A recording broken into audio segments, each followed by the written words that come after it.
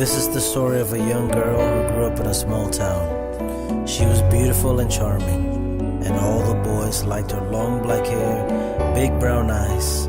No one could resist her beauty. But as she grew older, she became curious.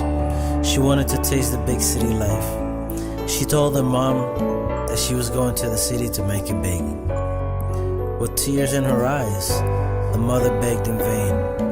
In her head, that girl could hear, see sirens, horns, music, neon lights, fancy cars, big tall buildings. She wanted to trade the little that she had for all that she could get. Days went by, weeks, months, perhaps years, and the mother couldn't take it anymore, packed up some things and took a little money that she had and made it to the city. She started asking any and everyone had they seen her daughter, but no one knew. Suddenly she sees a self-portrait booth. She runs inside and snaps some pictures of herself and writes a note in the back, and she posted them on the telephone poles, restaurants, hotels, motels, any and everywhere. But soon the money ran out, and so did the pictures, and the mother had to return home without her daughter. A mother went to a city where once she lost her child. Her child had been gone a while, living in those streets. These words a mother wrote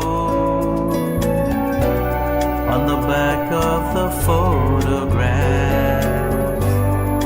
Post them on the mirrors, post them on the wall.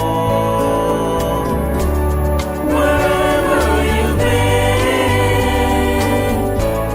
whatever you've done, you're still my precious child. Why don't you come home?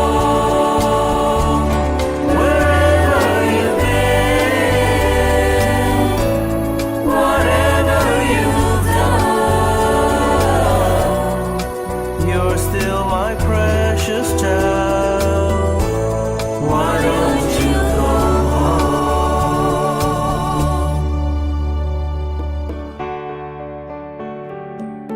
After many years, that child that was no longer but a woman, tired of turning tricks and faking smiles. One night she was walking out of a motel, and in the lobby she looked at herself in the mirror, and she saw a familiar face. It was the picture of her mother. She took it off the wall and read the note, and with tears in her eyes, leaving everything behind, she made her journey home. She walked through the door, and her mother opened her arms and said, "Welcome home, my precious child. I have always loved you." One day the precious child saw a picture on the wall, looked into the mirror, staring for a while. That's my precious mother, and I am my mother's child. She must have really cared for me. I must go to her side.